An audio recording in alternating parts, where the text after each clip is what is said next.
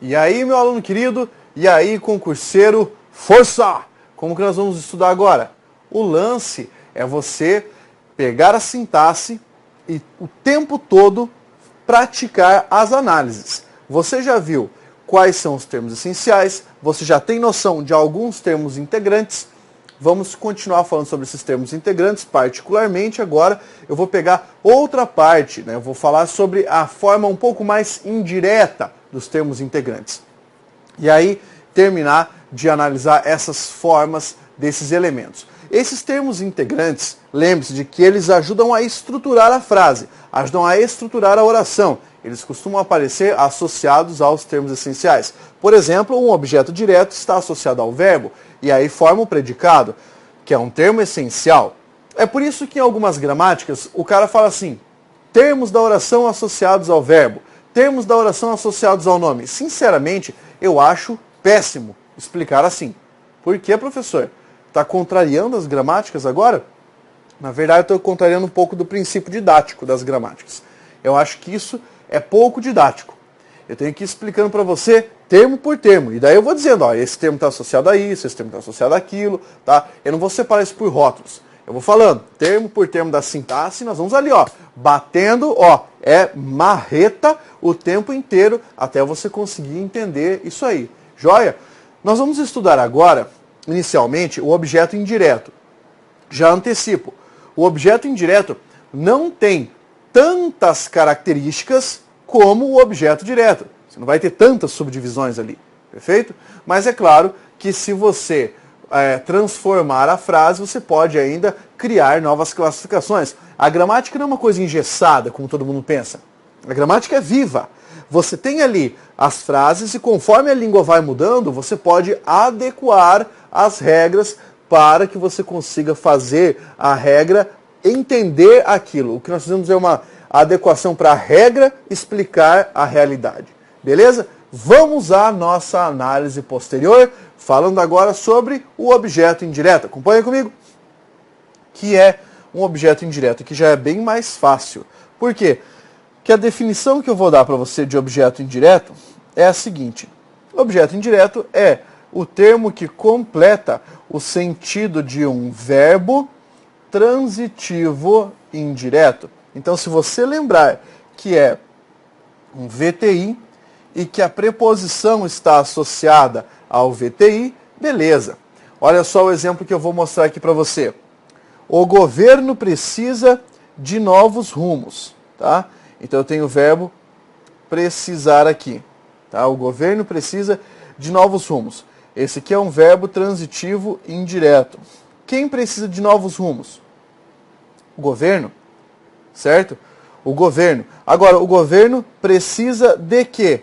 Ó, esse termo de novos rumos. Você percebeu aqui a preposição?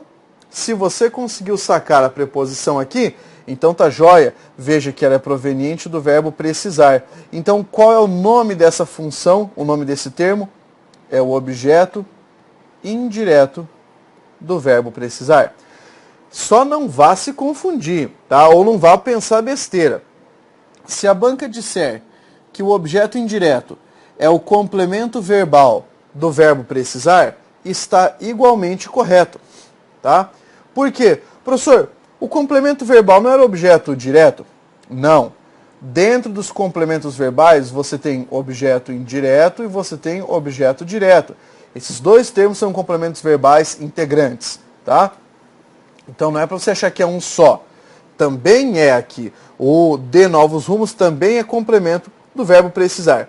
Fácil, simples de entender e nem deu trabalho. Tá joia? O governo precisa de novos rumos. Eu vou comentar o objeto indireto oracional e depois eu comento outras coisas aqui. Olha só. Vamos pegar aqui o objeto indireto oracional. O que significa isso? Ele vai ter que ter preposição exigida por um verbo e vai ter que ter um verbo na formação do objeto indireto. Por exemplo, Márcia gosta de que limpem a casa com cuidado. Eu tenho aqui o verbo gostar e eu tenho o verbo limpar. Perfeito? Vamos pensar sobre a transitividade. Quem gosta, gosta de alguma coisa. Verbo transitivo indireto. Quem limpa, limpa alguma coisa. verbo transitivo direto. Vamos lá. Pensa comigo aí, de um jeito bem simples. Quem gosta? Márcia. Márcia é o quê? Márcia é o sujeito. Ok? Márcia é o sujeito. Agora, vamos analisar. A Márcia gosta de quê? Opa, já apareceu ali para você. Márcia gosta de que limpem a casa com cuidado. Você percebeu que essa frase inteira foi introduzida pela preposição de? Percebeu, né? A palavra de está saindo do verbo gostar. Então essa palavra de é uma preposição. E ela está associada à palavra que é uma conjunção. Uma conjunção subordinativa integrante, uma CSI. Toda CSI te dá aquela pista, né? Que pista é essa? De que isso é uma oração subordinada substantiva. De que tipo? Oração subordinada substantiva objetiva indireta. Se a banca disser para você, olha para mim, seguinte, tá lá fazendo a prova, aí a banca veio com a seguinte pergunta: a oração de que limpem a casa com cuidado, tá? Essa frase, de que limpem a casa com cuidado, completa o sentido do verbo gostar. Uhul! Acertou? Aí sim tá certo. Por quê? Porque eu tenho aqui essa análise do verbo gostar, eu tenho a necessidade de compreender essa forma aqui do verbo gostar, e aí da sentença posterior. Professor, só para testar, daria para colocar aquele lance do isto aqui? Márcia gosta disto. Disto seria o objeto indireto, e aqui, por ter um verbo, por ter a conjunção, é o nosso objeto indireto oracional. Beleza? Tem que ficar claro isso para você. Objeto indireto oracional ou oração subordinada substantiva, objetiva indireta. Essa é outra maneira de falar a mesma coisa. Perfeito? Aí, olha só, continua olhando para mim aqui. Continua olhando aqui. Quando nós pensamos sobre essa forma, nós precisamos entender o seguinte. Eu dei dois exemplos de objeto indireto. Um objeto indireto simples e um objeto indireto oracional. Agora, o que eu posso fazer? Eu quero que você analise o seguinte. Eu vou jogar uma tela aqui para escrever algumas coisas e mostrar algumas análises, tá? Então vamos colocar aqui mais alguns... Opa, deixa eu só mudar minha caneta. Vou colocar aqui mais alguns exemplos para você. Então anote aí no seu material exemplos. Perfeito? E dentro desses exemplos, vamos trabalhar aqui com essa noção ainda de objeto indireto. Olha só, o primeiro exemplo que eu vou escrever para você é de um objeto indireto composto, tá? Objeto indireto composto. Joana, opa, ficou um pouco grande esse nome, né? Joana crê em Deus, uma vírgula, em deuses, em energia, vírgula, em tudo. Olha só, eu resolvi repetir a preposição aqui só para você perceber. A repetição da preposição em aqui é desnecessária, tá? Mas ó, o verbo crer é o verbo transitivo indireto. Quem crê, crê em alguma coisa. Ela crê em quê? Em tudo isso aqui. Tudo isso aqui é o objeto indireto, certo? Objeto indireto. Daí, nós analisamos o seguinte. A preposição saiu do verbo? Saiu. Aqui também? Também. Todas essas formas aqui dizem que esses termos estão subordinados à palavra crer, ao verbo crer. Tá? São objetos indiretos. Agora, tudo isso, na verdade, é um objeto indireto só, chamado de objeto indireto composto. Por que objeto indireto composto? Porque eu tenho 1, 2, 3, 4 núcleos. Tá? Eu poderia dizer, Joana crê em Deus, deuses, energia, tudo. Tá? E aqui eu teria 4 núcleos. Esse último núcleo aqui vai desempenhar, além disso, uma outra função que nós veremos mais adiante. Tá? Mas eu só quero que você entenda. Ó. Esse é um objeto direto, um objeto indireto composto. Perfeito? Esse é um exemplo que eu queria que você percebesse. Olha só. Se eu colocar um outro exemplo aqui, com a mesma Joana. Joana necessita de necessidades. Ah, professor, mas essa é uma frase improvável. Improvável, mas não impossível. O que é que você tem aqui? O verbo necessitar. Verbo transitivo indireto. Quem necessita, necessita de alguma coisa, certo? Verbo transitivo indireto, esse de necessidades é o objeto indireto. Tá bom, mas isso eu já sabia. Pois é, mas eu não sei se você reparou que o necessidades tem a mesma raiz de necessitar. Então, esse objeto indireto, cognato, tá? É aquele de mesma raiz. Só que aqui é o objeto indireto cognato. Tá ok? Ô, professor, que interessante. Então, eu posso fazer isso com outras formas também. Vamos pegar um outro exemplo aqui, ó. De dinheiro, vírgula, ela não precisa.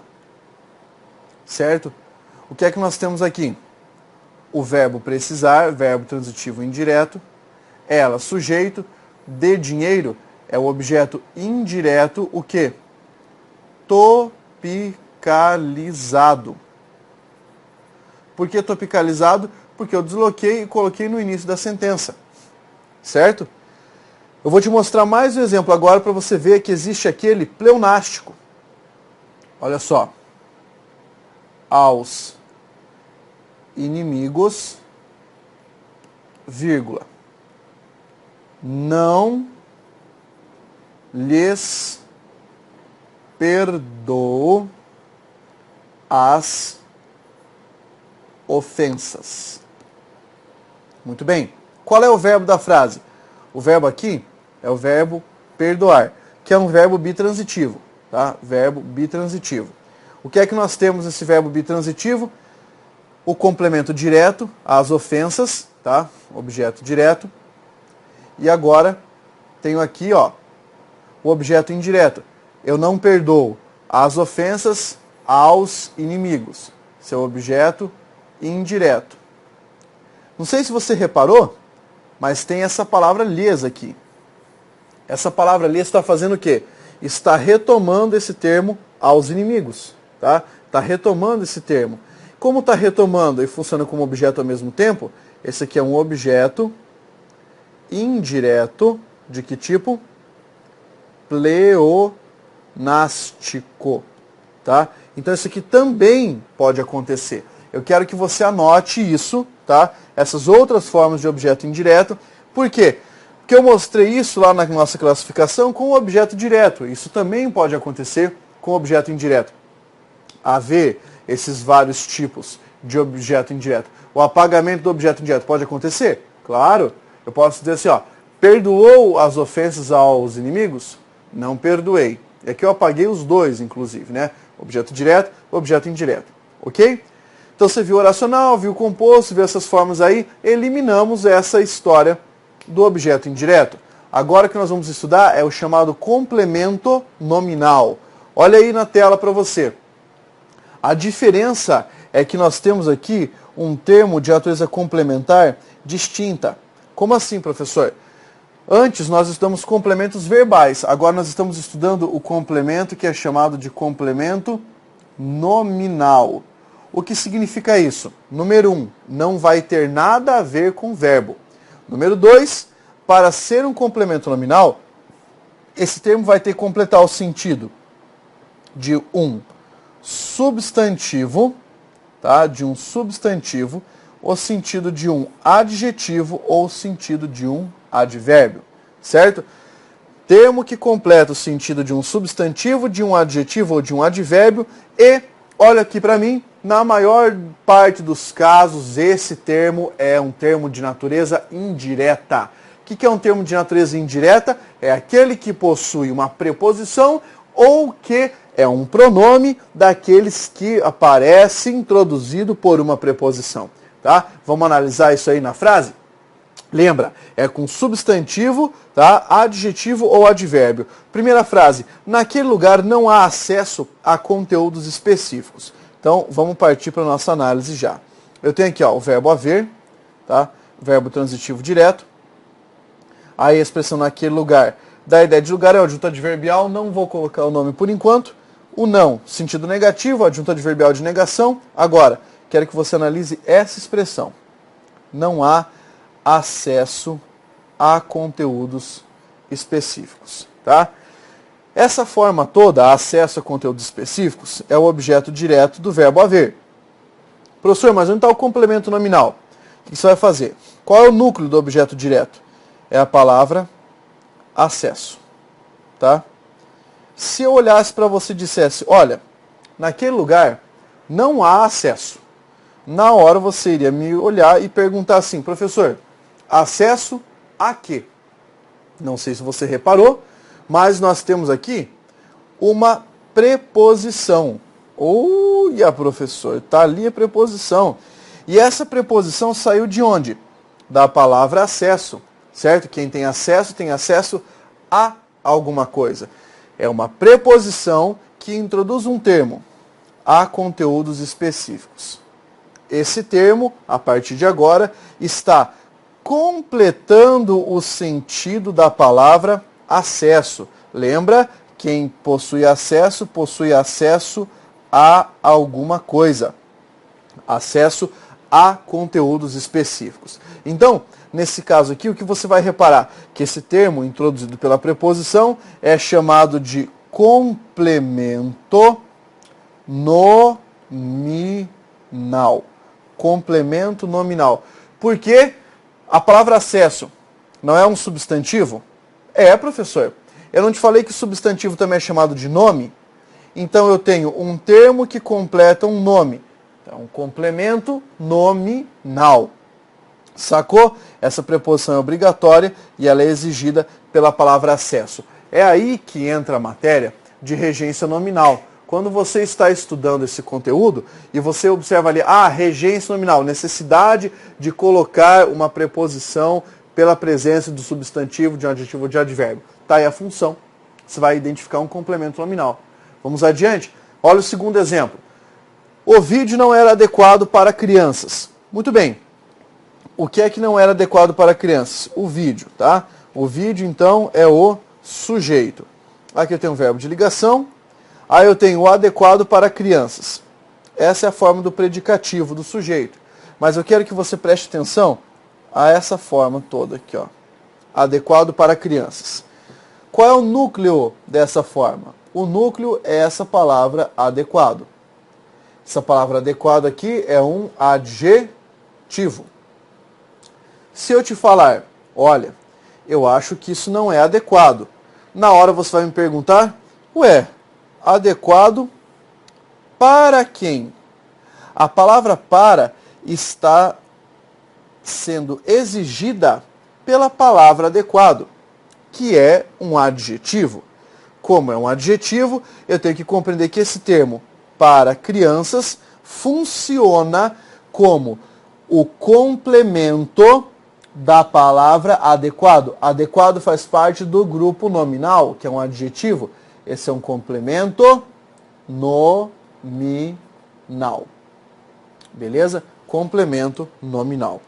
Fácil de entender, tá? Não deu problema, não houve dificuldades aqui. Então, o vídeo não era adequado para crianças. Contanto que você reconheça a presença da preposição e a subordinação da preposição a um outro elemento, como um substantivo, um adjetivo ou um advérbio, vai ficar mais fácil de reconhecer a natureza do complemento nominal.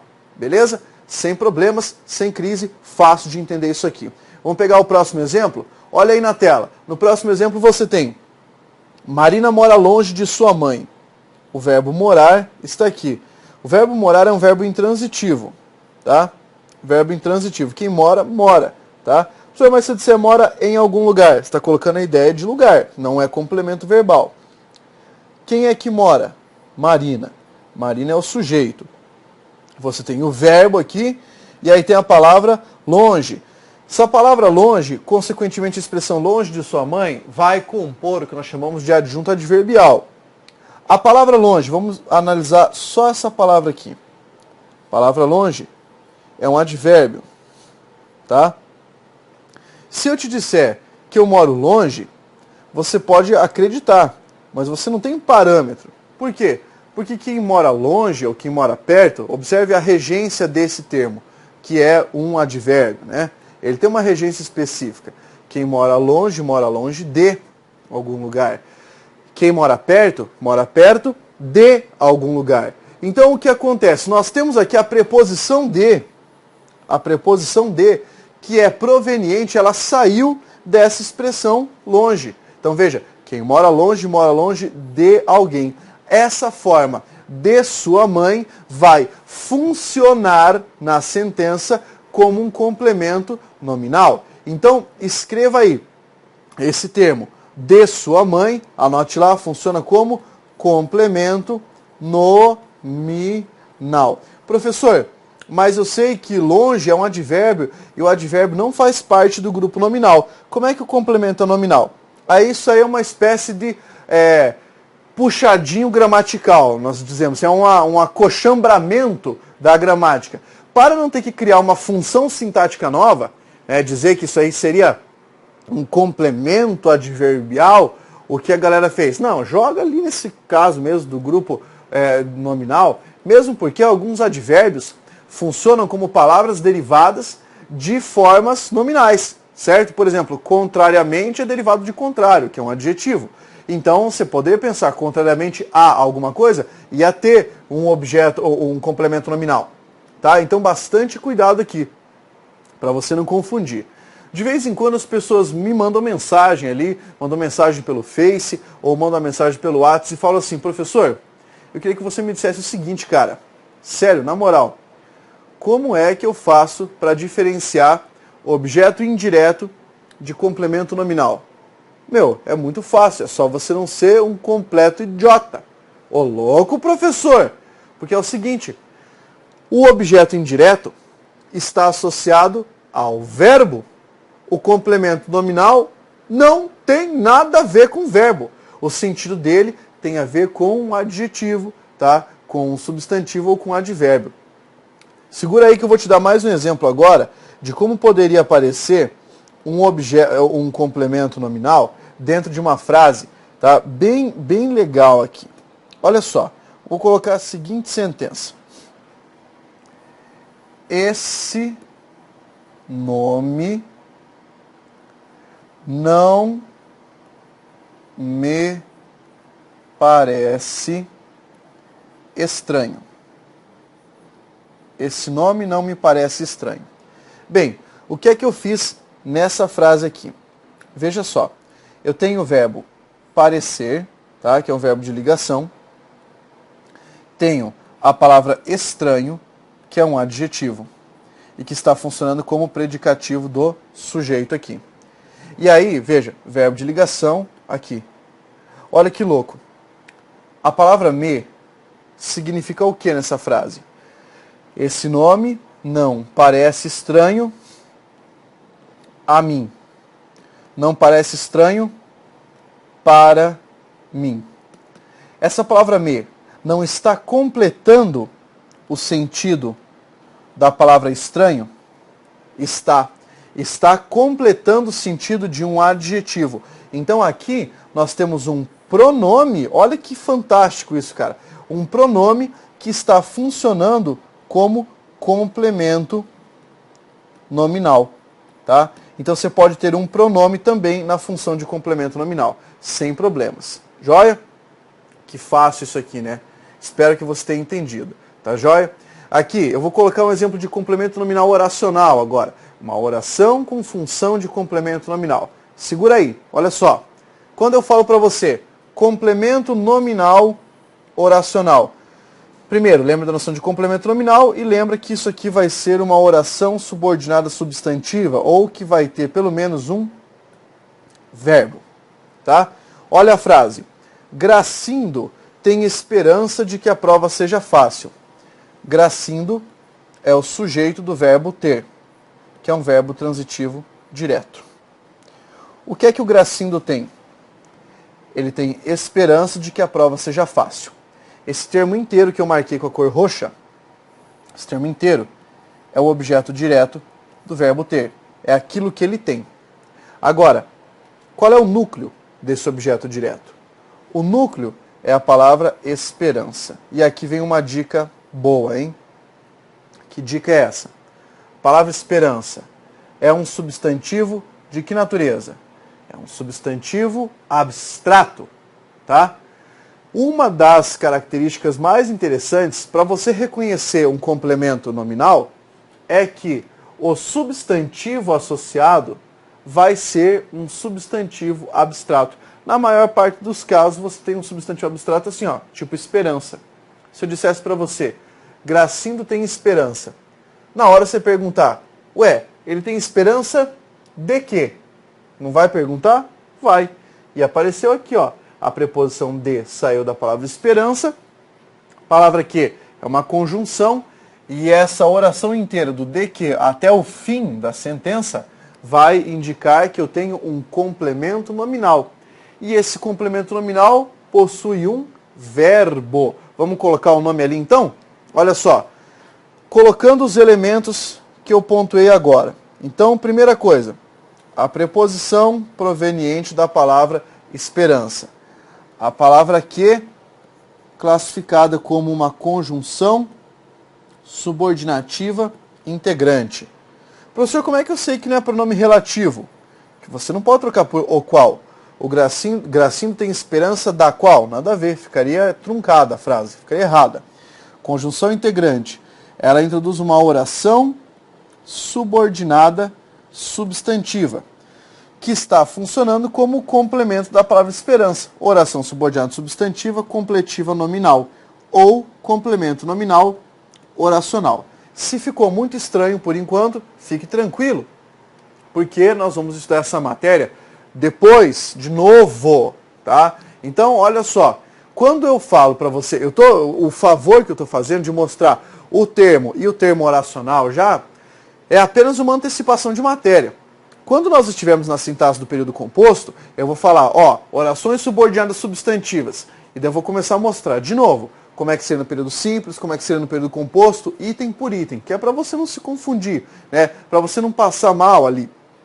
Então, essa parte da aula, talvez você ache, ai meu Deus, eu não gosto da aula do Pablo, porque é muito repetitiva. Mas é essa repetição que faz você, ó, massificar a matéria, decorar essa parada e aí entender para desdobrar na frase. Espero que isso esteja ficando bem claro para você. Por isso que eu vou explicando devagar, por isso que eu vou repetindo item por item para ficar tranquilo. Beleza? Então aqui nós vimos o caso do complemento nominal e do complemento nominal oracional. Tá? Professor, acabou então essa parte dos termos integrantes? Não, senhor. Ainda há mais termos integrantes, ainda há os termos acessórios, antes de passarmos para a sintaxe do período composto. Por enquanto estamos apenas na sintaxe do período simples, beleza? Chegando ao fim, o que você vai fazer? Vai respirar fundo, vai agora dar uma revisitada nas matérias que você estudou. Você está fazendo o ciclo de revisões? Você está estudando aquilo que você já viu, os seus resumos, uma vez a cada 15 dias? Beleza, se você estiver fazendo isso, tá tranquilo, você deve estar conseguindo memorizar. Se não, não. Português, você não pode estudar uma vez e abandonar. Você tem que estudar uma vez, aí fazer o resumo. Depois de 15 dias, você tem que ler todos os resumos de língua portuguesa que você fez. Do zero. Ah, professor, então quer dizer que eu vou aumentando o meu tempo de estudo? Aham. Você estuda, resume, estuda, resume, estuda, resume. Para, leia todos os resumos. Continua. Estuda, resume, estuda, resume, estuda, resume. Para, leia todos os resumos desde o primeiro. Porque daí você vai conseguir fazer isso ficar mais sedimentado, o conteúdo ficar ali, ó, no seu cérebro. Perfeito? Que bom que você está gostando da matéria de sintaxe, porque ainda há mais coisas para estudar. Continue firme aí no seu propósito, rumo à aprovação. Força, guerreiro!